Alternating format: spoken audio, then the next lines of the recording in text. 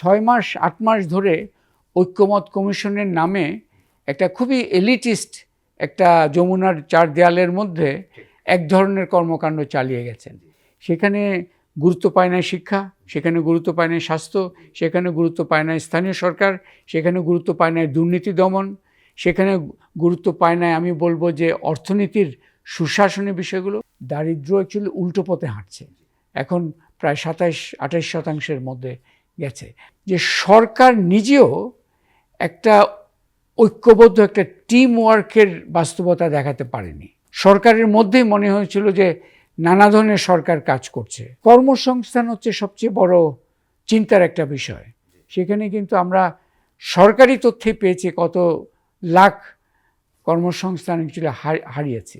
2024-এ তো আমরা সবাই জানি যে একটা কাঙ্ক্ষিত পরিবর্তন হয়েছিল, বিশেষ করে কর্তৃত্ববাদী শাসনের যে ভয়াবহ বাস্তবতা। আমরা 15 বছর ধরে প্রায় অর্থনৈতিক এবং রাজনৈতিক গণতন্ত্র দুটাই একটা দুরবস্থায় ছিল। সেটা অতিক্রম করে আমরা 24টা অনেকটা বলা যায় যে একটা প্রত্যাশার, দ্বিতীয় অধ্যায়টা প্রত্যাশার জায়গা ছিল। 25টাকে সেখানে কিন্তু প্রাপ্তির বিষয়টাই মূল বিষয় হিসেবে এসছে, কারণ প্রত্যাশা তৈরি হয়েছে। এখন একটি বছর গেল, একটি জাতির, একটি সমাজের জীবনে 1 বছর কম সময় নয়। সো এই 25টা আসলে প্রাপ্তির বছর ছিল। 2025-এর প্রাপ্তির মধ্যে একটা বলা যায় যে আমরা অনেক চড়াই উতরাই, অনেক অনিশ্চয়তার অধ্যায় অতিক্রম করে সুনির্দিষ্ট একটা সময়সূচি পাওয়া গেছে গণতান্ত্রিক উত্তরণের। নির্বাচনের সময়সূচি পাওয়া গেছে, 12ই ফেব্রুয়ারি এখন 2026 সেটা হবে। এটা এক ধরনের প্রাপ্তির কথা বলা যায়, যে একটা সুনির্দিষ্ট সময়সূচি গণতান্ত্রিক উত্তরণের জন্য পাওয়া গেছে। 2025 সাল সারা বছর জুড়ে আর অনেকগুলো বিষয় ছিল, সংস্কার, বিচার ইত্যাদি ইত্যাদি, কিন্তু ওইসব জায়গায় প্রাপ্তির জায়গাটা তুলনামূলকভাবে অনেকটা কম বলা যায়। যে অনেক এজেন্ডা খোলা হয়েছে, অনেক কিছু আলোচিত হয়েছে, অনেক প্রস্তাব পেশ করা হয়েছে, কিন্তু প্রস্তাবগুলো কি ফাইলবন্দি হয়ে অবস্থায় আছে নাকি কার্যকর হচ্ছে, এটার একটা সার্বিক মূল্যায়ন প্রয়োজন। যেখানে আমরা দেখতে পাচ্ছি যে খণ্ডিত আকারে কিছু কিছু জায়গায় হয়তো অগ্রগতি হয়েছে, কিছু কিছু জায়গায় স্থবির হয়ে আছে। বড় বড় দাগের অনেক কিছুতে দেখার বিষয় আছে। বিচার বিভাগের কিছু উদ্যোগ নেওয়া হয়েছে, আপনার প্রকিউরমেন্ট, তারপরে আইসিটি ইত্যাদিতে কিছু বিষয়। বাট এক অর্থে বলা যায় যে মোটা দাগে অন্যান্য অনেকগুলো যে খাত ছিল যেখানে জন আকাঙ্ক্ষা খুব জোরালো ছিল, আমি কয়েকটা কথা বলতে পারি। একটি হচ্ছে স্বাস্থ্য, একটি হচ্ছে শিক্ষা, একটি হচ্ছে স্থানীয় সরকার, একটি হচ্ছে দুর্নীতি বিরোধী পদক্ষেপ, আরেকটি হচ্ছে অর্থনীতির চাকা আরও বেগবান করা। এই যে কয়েকটা কথা বললাম, প্রত্যেকটাতেই কিন্তু 2025-এ সেই হিসাবে বিশ্বাসযোগ্য এবং আস্থা অর্জনকারী জোরালো পদক্ষেপ দেখা যায়নি অ্যাকচুয়ালি। সো সব মিলিয়ে 2025-এর এক ধরনের অনেক বলা যায় যে ঘোষণা ছিল, অনেক কথা হয়েছে, কিন্তু সুনির্দিষ্ট প্রাপ্তির কথা জোরালোভাবে বলাটা মুশকিল অ্যাকচুয়ালি 2025-কে ঘিরে। তারপরেও আমরা যেটা বলবো যে অনেক ধরনের চড়াই উতরাই, সবচেয়ে বড় যেই 2024-এ যেটা বড় একটা সুর ছিল, মূল সুর যদি বলি, যে একটা ঐক্যবদ্ধ জাতীয় অবস্থান। সবাই চাচ্ছিলাম কর্তৃত্ববাদী শাসনের অবসান হয়েছে, তার পরবর্তীতে ইনসাফ প্রতিষ্ঠা হবে, ন্যায় বিচার প্রতিষ্ঠা হবে, প্রাতিষ্ঠানিক মানবিক প্রাতিষ্ঠানিক একটা রাষ্ট্র গড়ে উঠবে, অর্থনীতির চাকাগুলো আবার ঘুরতে শুরু করবে। এগুলো ছিল 2024-এর আকাঙ্ক্ষার মধ্যে বড় ধরনের আকাঙ্ক্ষাগুলো। তো সেখানে যেটা বললাম আবারও, এগুলো নিয়ে প্রত্যেকটা নিয়ে কিন্তু বড় বড় অনেক বক্তব্য এসছে, কথা এসছে, কাগজে দলিল এসছে, কিন্তু 24-এ যেই প্রত্যাশাগুলোর পেছনে কিন্তু একটা ঐক্যবদ্ধ জাতীয় আকাঙ্ক্ষার একটা বাস্তবতা ছিল। 25-এ এসে কিন্তু সেই ঐক্যবদ্ধ একটা জাতীয় আকাঙ্ক্ষা বা সেখানে অনেক ধরনের নানামুখী প্রবণতা আমরা লক্ষ্য করেছি। এই যে জাতীয় ঐক্যের যে বিষয়টা, সেটা বহুলাংশে কিন্তু অনুপস্থিত হয়ে গেছে। আমরা তরুণদের উপর এখনো বড় ধরনের ভরসার একটা ব্যাপার ছিল। তারা ঠিক সেইভাবে সুনির্দিষ্টভাবে জাতির সামনে তাদের যে সম্ভাবনাটা, সেটা জোরালোভাবে প্রতিষ্ঠা করতে পারেনি। নানামুখী তাদের চেহারা দেখা গেছে।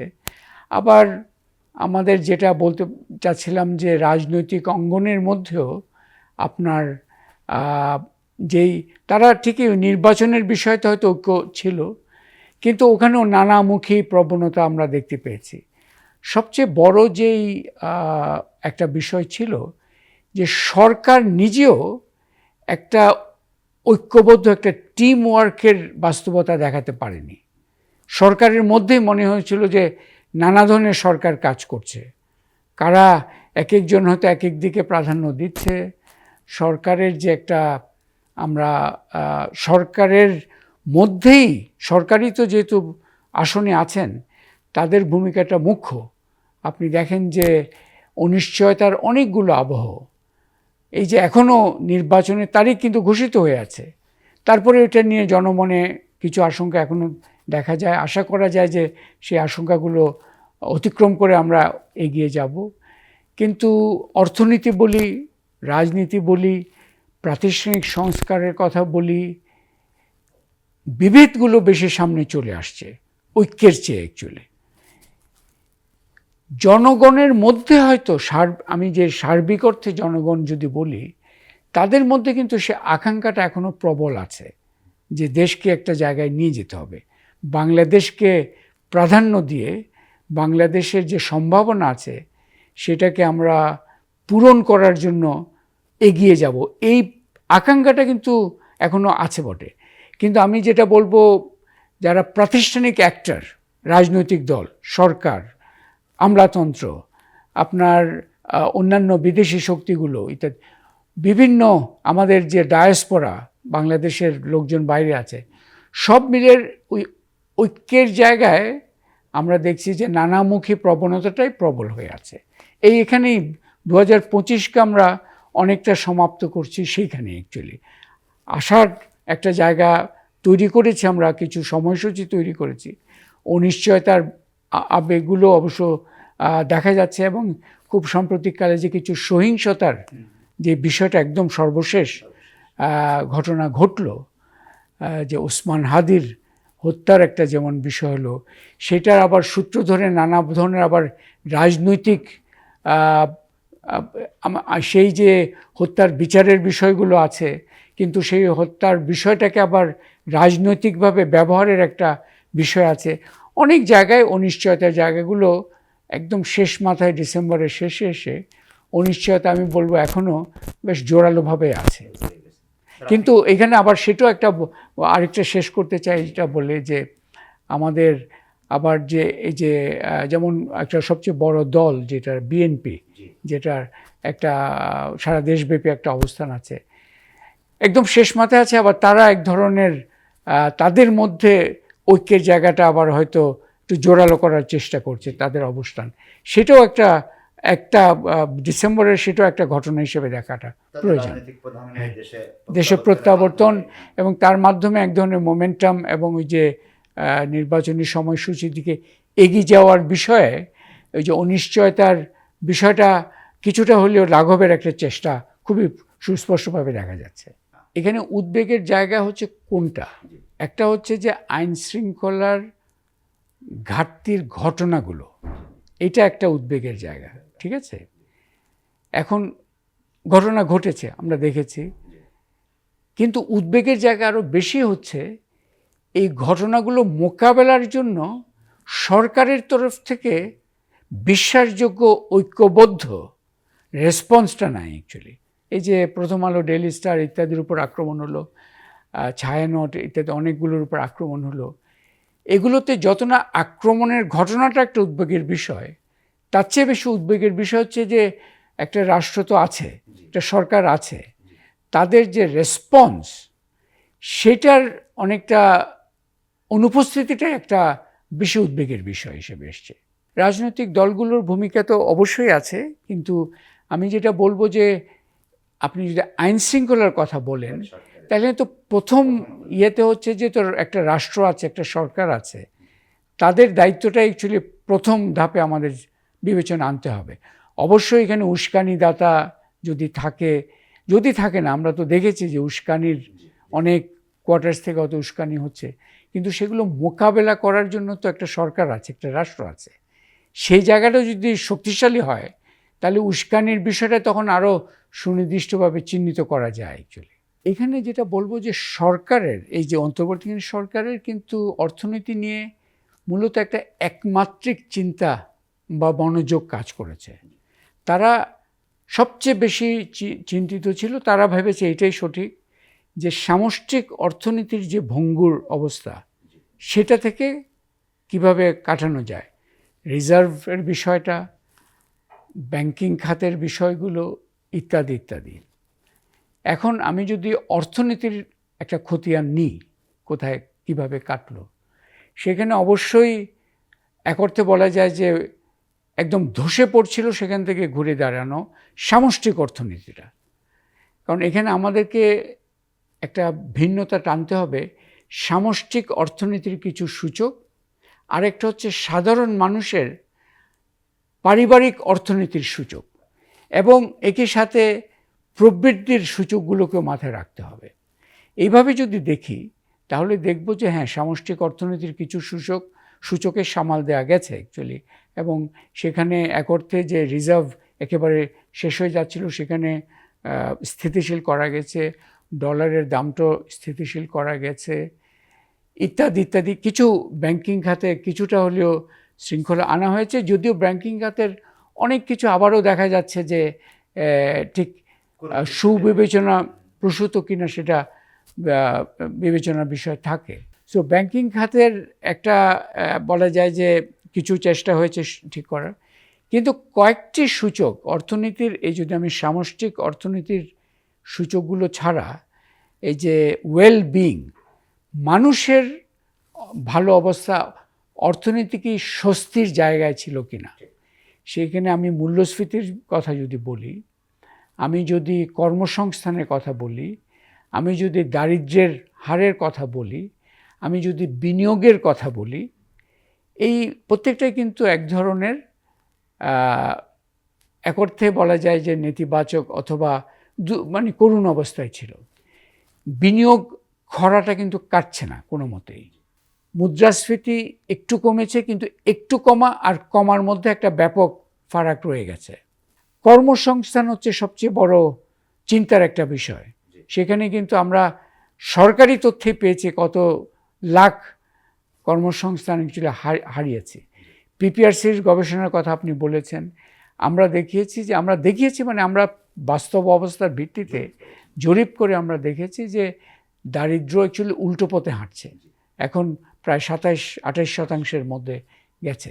আমাদের পরে বিশ্বব্যাংক আবার একটা করেছে, তারা আবার নতুন তো পরিসংখ্যান ওদের ছিল না, প্রজেক্ট করে যেটা দেখিয়েছে যে 65 লাখের মতো প্রায় আপনার পড়ে গেছে, আপনার দারিদ্র্যের ঝুঁকির মধ্যে আছে অ্যাকচুয়ালি। এবং তারাও কিন্তু আমরা যেভাবে আমাদের যে প্রবণতাটা দেখিয়েছি সেটা তারাও অনেকটা কনফার্ম করেছে। পরবর্তীতে আবার আপনার ইউনিসেফ এবং বিবিএস একটা মাল্টিপল ইন্ডিকেটর ক্লাস্টার সার্ভে সেটাও রিলিজ করেছে গত মাসেই। সেখানেও কিন্তু কিছু কিছু সূচক, এই যেমন আমরা দেখেছি আপনার মানে বিশেষ করে সামাজিক সূচক অনেকগুলো, সেগুলো এক ধরনের কঠিন অবস্থায় আছে। ড্রপ আউট রেটের কথা যদি বলি, আমি যদি এই জন্ম নিয়ন্ত্রণের বিষয়গুলো কিন্তু আবার এক ধরনের পড়ে গেছে, আমাদের ফার্টিলিটি ডিক্লাইন যেটা সেটা উল্টো দিকে হাঁটছে। সো অর্থনীতির কথা আমি যেটা বলবো, অন্তর্বর্তীকালীন সরকার কিন্তু যে ওই মুহূর্তের যে কাজটা সামষ্টিক অর্থনীতি সামাল দেওয়া, এইটাকে মনোযোগ দিয়ে কিছুটা দেখেন, কিন্তু তারা বাড়তি বড় ধরনের কোনো অর্থনৈতিক এজেন্ডা সামনে নিয়ে আসতে পারেনি। যেমন আমাদের দরকার এখন নতুন প্রবৃদ্ধির চালকগুলোকে বেগবান করা, সেই আলোচনাটা সামনে আসতে পারেনি। কর্মসংস্থানের বিশ্বাসযোগ্য উদ্যোগগুলো এটা সামনে আসতে পারেনি। সবচেয়ে বেশি আমার কাছে যেটা চিন্তার বিষয় সেটা হচ্ছে যে কর্মসংস্থান এবং এই বিনিয়োগ ইত্যাদি যদি বলি, তার মধ্যে অন্যতম একটা সূচক হচ্ছে মানব সম্পদ। শিক্ষার হাল কিন্তু বেশ এক ধরনের বেহাল অবস্থায় আছে, এবং শিক্ষার সাথে আমাদের যেটা হচ্ছে শিক্ষার একটা বড় ধরনের অবকাঠামো আছে, কিন্তু ওই অবকাঠামো থেকে মানব সম্পদ তৈরি হচ্ছে না, সার্টিফিকেট নির্ভর একটা হচ্ছে। আর এখন ওই যে আপনি দেখবেন যে শিক্ষাঙ্গনে এই যে আপনার কারা চালাচ্ছে, ছাত্র সংসদরাই কি চালাচ্ছে, বিশ্ববিদ্যালয় চালাচ্ছে, নাকি আমলাতন্ত্র অন্য এই যে ইয়েগুলো চালাচ্ছে, কলেজ স্কুল এগুলো চালাচ্ছে, নাকি এই অ্যাসোসিয়েশনসগুলো চালাচ্ছে? পরিষ্কার নয়। এখানে শিক্ষার মানসম্মত শিক্ষার কাগুজে আলাপ শেষ নাই, কিন্তু বাস্তবতা আমরা দেখছি শিক্ষা একটা বেহাল অবস্থায় আছে, যার আন্দোলন ইত্যাদি ছিল।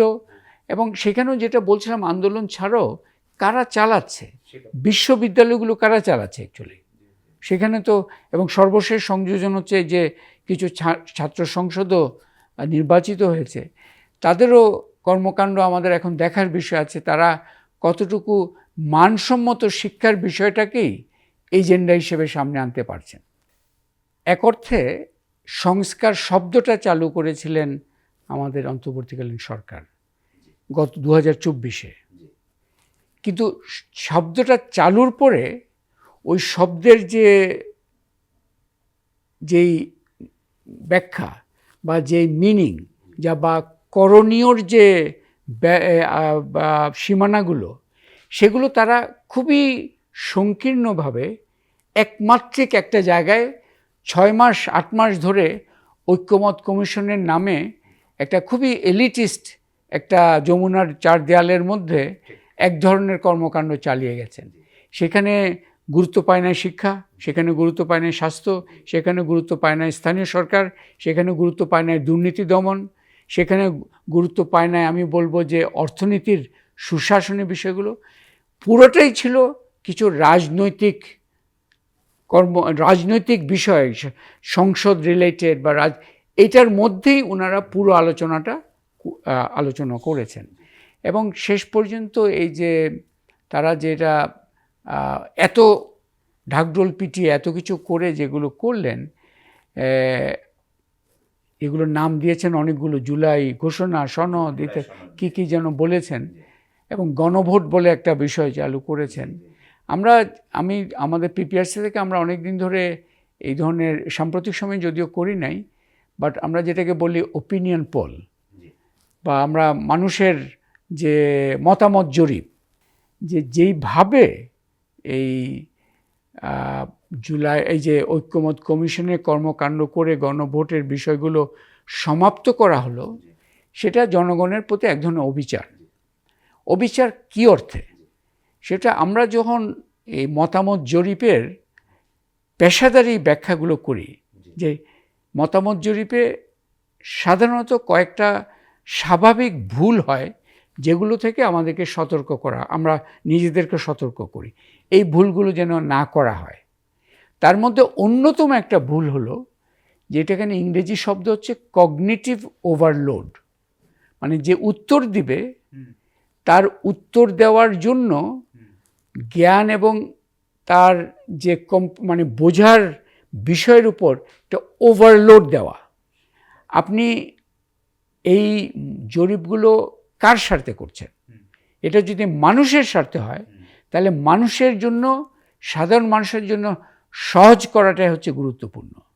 আর আপনি যদি যারা করাচ্ছেন তাদের প্রয়োজনীয় করেন, তারা মানুষের উপর চাপ পড়লো কি পড়লো না সেটা নিয়ে বদার না, তারা তাদের এক ধরনের সমাধান করে দিল। তো গণভোটের আমি যেটা অন্যতম সমস্যা দেখছি, এই যে কগনিটিভ ওভারলোড, এই যে অনেকগুলো প্রশ্ন, কিন্তু উত্তর একটা জায়গায় শুধু হানা। এই যে অনেকগুলো প্রশ্ন, এগুলো এই যে মতামত জরিপের এক ধরনের টিপিক্যাল একটা যেটাকে বলো যে ভুল বা একটা মানে যেটা নিয়ে সতর্ক করা হয়, এটা না করার জন্য পরামর্শ দেওয়া হয়। এই যে কগনিটিভ ওভারলোড, মানে মানুষের উপর বোঝার এত বেশি আপনি চাপ তৈরি করেন, কিন্তু তা থেকে উত্তর চাচ্ছেন খুব সহজ একটা উত্তর। এটা মানুষের প্রতি আসলে অবিচার, এবং এটা যারা করেছেন তাদের সুবিধার্থে হয়তো করেছেন, কিন্তু আসলে এটার উদ্দেশ্য কি? মানুষের মতামত জানা। মানুষের মতামত জানাটা যদি আমাদের জন্য জরুরি হয়, তাহলে এই কগনিটিভ ওভারলোডের বোঝাটা মানুষের উপর চাপানো একটা অবিচারই বটে। একটি হচ্ছে একটা এই অন্তর্বর্তীকালীন সরকারের অধ্যায়টা শেষ হওয়া দরকার, আরেকটি অধ্যায়ে ঢোকা দরকার, একটি নির্বাচিত সরকার অধ্যায়ে ঢোকা দরকার। সেটা ঢোকার মাধ্যমে কিন্তু সমস্যার সব সমাধান হয়ে যাবে সেটা আমি মনে করি না, কারণ এখানে চ্যালেঞ্জগুলো অনেক ধরনের। সেটাকে অর্থনীতিকে পুনর্জাগরণ করার যেমন চ্যালেঞ্জ, এই যে অনৈক্যের যে নানা বাস্তবতা তৈরি হয়েছে রাজনৈতিক অঙ্গনে, সামাজিক অঙ্গনে, এগুলোকে আবারও কমিয়ে আনার একটা বড় ধরনের চ্যালেঞ্জ আছে। আবার রাষ্ট্রীয় ক্ষমতা প্রয়োগের ক্ষেত্রে এই যে অন্তর্বর্তীকালীন সরকারের যে একটা প্রবণতা আমরা দেখেছি, যে রাষ্ট্রীয় ক্ষমতা সংহত না করে তারা আমলাতান্ত্রিক শাসনটাকেই জোরদার করেছেন একদিকে, আরেকদিকে মানবিক যে রাষ্ট্রীয় শাসন, সেই বিষয়গুলোকে খুব জোরালোভাবে অ্যাড্রেস করেননি অ্যাকচুয়ালি ওইভাবে। এখানে দুর্নীতির বিষয়গুলো চ্যালেঞ্জ হিসেবেই থেকে যাবে। দুর্নীতির পাশাপাশি আমি এটাও মনে করি আরেকটি শব্দ আমাদের খুব জোরালোভাবে 2026-এ বিবেচনায় আনা দরকার, সেটা হচ্ছে হয়রানি। মানুষের সাধারণ মানুষ, সেটা সাধারণ মানুষ বলতে আমি কৃষক, শ্রমিক, নারী, তরুণ, আমরা উদ্যোক্তা শ্রেণী, বিনিয়োগকারী, সবার কথাই বলছি, সাধারণ পর্যায়ে যারা, তাদের কাছে এই দুটি হচ্ছে আমাদের সমাজের বড় ধরনের রাষ্ট্রীয় ব্যাধি। একটি হচ্ছে দুর্নীতি, যেটা নিয়ে কিছুটা হয়তো কথা হয়েছে, আরেকটি অথবা আরও বড় ব্যাধি হচ্ছে হয়রানি। প্রতিটা পদে পদে রাষ্ট্রীয় প্রক্রিয়ার প্রতিটা পদে পদে হয়রানি আছে। এই হয়রানি কমাবারও একটা বড় ধরনের চ্যালেঞ্জ থাকবে। এগুলো সহজেই যে আমি ঘোষণা দিলাম চলে গেল, এইভাবে হবে না। সো এটা একটা নির্বাচন উত্তরণ দরকার, কারণ অন্তর্বর্তীকালীন সরকারের ঘিরে যে অনিশ্চয়তা, সেটা সমাপ্ত করে একটা নির্বাচিত সরকার পর্যায়ে যাওয়াটা খুব জরুরি। কিন্তু সেটার মাধ্যমে যেভাবে আমরা বর্তমান বাস্তবতা দেখছি, সেটা অনেক সমস্যা থেকে যাবে, বিশেষ করে দুটি বড়, যে অর্থনীতি নিয়ে, আরেকটি হচ্ছে যে রাষ্ট্রীয় প্রক্রিয়া এবং অনৈক্যের যে জায়গাগুলো, সেগুলোকে সংহত করে ঐক্যবদ্ধ করার যে প্রচেষ্টা, এটা একটা বড় চ্যালেঞ্জ থাকবে। একই সাথে তার মধ্যে যেগুলো হাত দেওয়া হয়নি, 1.5 বছরে হাত দেওয়ার দরকার ছিল, শিক্ষা, স্বাস্থ্য, আপনার এই যে স্থানীয় সরকার, সামাজিক নিরাপত্তা, এগুলোতে জোরালোভাবে নজর দেওয়ার একটা প্রয়োজন থাকবে। কিন্তু একই সাথে আমি এটাও মনে করি যে আমাদের যে ভূ রাজনৈতিক নিরাপত্তা, আমাদের অভ্যন্তরীণ যে নিরাপত্তার বিষয়গুলো, এই বিষয়গুলো কিন্তু খুব জোরালো একটা ইস্যু হিসেবে 26-এ থাকবে, এবং এটাতে সামাল দিতে আমাদের সর্বোচ্চ পেশাদারিত্ব এবং বিশ্বাসযোগ্য অবস্থানগুলো তৈরি করতে হবে। বাংলাদেশের স্বার্থকে সবচেয়ে বেশি নজর কিভাবে দেওয়া যায়, সেখানে একটা নজর দেওয়াটা প্রয়োজন। এখানে আমি এটাও মনে করব যে এই মতো আপনি যেহেতু সাক্ষাৎকার নিচ্ছেন, আপনি বললেন যে প্রত্যাশা কী, করণীয় কী ইত্যাদি। আমি প্রত্যাশার কথা তো বললামই, কিন্তু আমি এটাও মনে করি যে এই যে 26-এর যে বাংলাদেশকে এগিয়ে নিয়ে যাওয়ার যে কাজটা, এই কাজটা কিন্তু শুধুমাত্র নির্বাচিত সরকারের কাজ নয়, এই কাজটা শুধুমাত্র রাজনৈতিক দলের কাজ নয়, এই কাজটা আপনি সবারই কাজ হিসাবে কিন্তু দেখতে হবে। সেজন্য আমি যেটা 26-এ যেটা মনে করি, এবং 2025 শেষ হচ্ছে, আমি মনে করি 26-এ প্রত্যাশার কথা যেমন আমরা বলবো, করণীয় কথা যেভাবে আমরা বলবো, আমাদের আরেকটি শব্দ এখানে ব্যবহার করতে হবে। আমরা নিজেদের প্রত্যেকে নিজেও অঙ্গীকার করতে হবে, আমি আমার অবস্থান থেকে, আমি ক্ষুদ্র অবস্থান হতে পারে, একেবারে নগণ্য অবস্থান, নগণ্য হোক আর সর্বোচ্চ হোক, প্রত্যেকটা অবস্থানের গুরুত্ব আছে বাংলাদেশকে এগিয়ে নিয়ে যাওয়ার জন্য। এই অঙ্গীকারের জায়গায় আমাদেরকে নিজেদের ভেতর নিয়তটাকে পরিষ্কার করতে হবে। আমাদের ইনসাফের কথা যদি বলি, বাংলাদেশকে সমৃদ্ধ, এবং সেই সমৃদ্ধ শুধু গুটি কয়েকের জন্য নয়, সবার জন্য। আমরা যদি স্বস্তির কথা বলি, আমরা যদি আমাদের লক্ষ্যমাত্রা বলি যে ওয়েলবিং, মানুষের স্বস্তির জায়গাগুলোকে কিভাবে শক্তিশালী করা যায়, এইখানে আমি মনে করি যে রাজনৈতিক দল, নির্বাচিত সরকার, দাতা সংস্থা আছে, পাশাপাশি সামাজিক শক্তিগুলোকেও জোরালোভাবে ভূমিকা রাখতে হবে।